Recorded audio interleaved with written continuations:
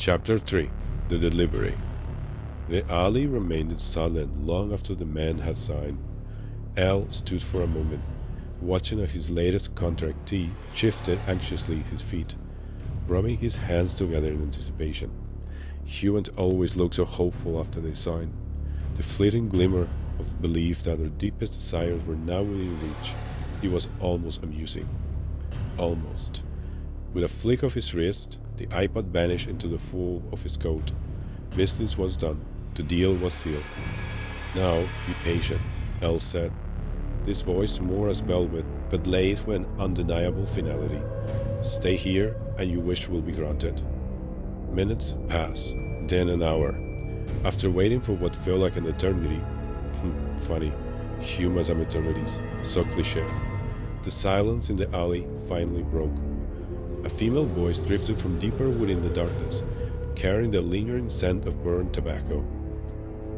Oh, what a day! I can't feel my cheeks from all the smiling I had to do. I will never understand those poor souls who throw their money at me for a simple hello, a wink, or maybe a match in their favorite game. Exhausting, but worth it in the end. I wouldn't be able to pay for law school without them. Such is the state of the world. Oh well, more for me. The man took a cautious step forward, his breath hitching as he recognized her. Oh my sweet devils, let's not use a G word.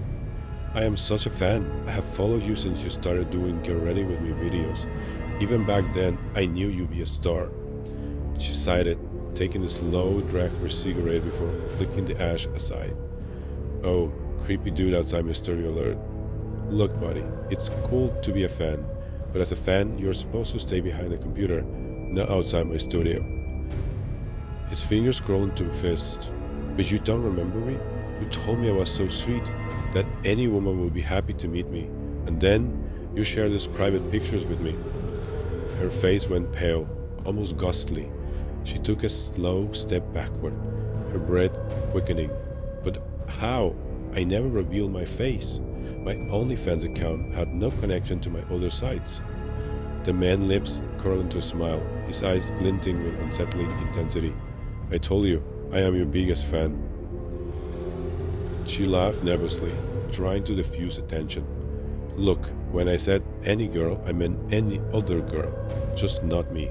And I have to get back to making all those videos you like, alright? His expression darkened, but it hasn't been 10 minutes yet. To her, it already felt like an eternity. Humans and eternities. Well, if you want more, you will have to pay like everybody else. And be online for that. Okay? So I really have to go. Her voice wavered slightly as she turned to leave, but something about him froze her in place. The sound of his breathing has changed. Deeper, heavier, almost guttural. The moment she turned back to look, she saw it. His eyes. They were glowing red. His posture, twisted and hunched. His breathing nothing more than low, animalistic groans. His fingers twitched at his sides, as if resisting the urge to lash out. Panic surged in her chest. Hey, listen, I don't think. He lunged forward. And I only wanted you to love me. His hands wrapped around her throat and squeezed. She thrashed in his grip, nails clawing desperately at his arms, at his face. She tried to scream, but nothing came out. Her vision blurred as the pressure mounted, spots forming behind her eyes. A sickening crack echoed to the alley. 16 minutes had passed. The man stood motionless over the body, just standing. His breath came in rack when he gasped, and really set in. What have I done? A familiar voice slithered through the shadows. Well, you killed her. More precisely, your love, Hellmonk, was strong enough that you broke her neck. But I didn't want this. I just want her to love me and be nice to me, and a sharp slap rang to the alley. Hey, buddy, Elle interrupted, his tone casual, almost bored. I told you, I don't care. Our deal is done. Let's see. Oh, 16 minutes. Look at that. I'm such a nice devil. Gave you extra time, and now you owe me. What are you saying? She's dead. We need to... Elle rolled his eyes before grabbing the man's face, silencing him with a firm grip. The deal is complete. We gave you 16 minutes with her, and since I knew this was going to drag on like some tragic eternity, I even gave you a little pick-me-up, just enough to help you talk to her without stuttering. Wait, you gave me what? That empowering feeling? That was me. Just a little push. The killing part? That was all you. You drugged me?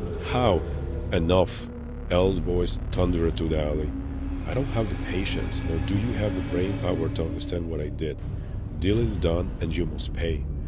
Fine, take my credit card, whatever. Silas burst down on the alley like a thick fog. Elle smirked. See, before this, he gestured to the lifeless body. I wasn't sure what I wanted as a payment. Your life was so empty, so meaningless, that your soul had no, how should I put it, no flavor. I almost concealed I just taking a pound of flesh, Merchant of Venice style, just to see if your suffering amused me.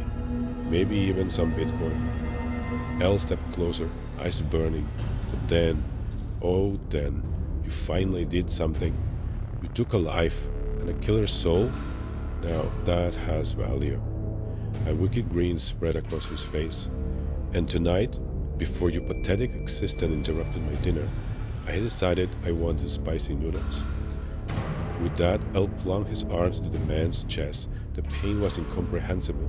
No screams, just wide-eyed agony that deepened rummage inside him, searching. And then, Kaja. With one brutal pull, Elle jacked his soul free. It flickered weakly, barely visible in the alley light, struggling in the demon's grip. He smirked, licking his lips. And now your soul has some spice.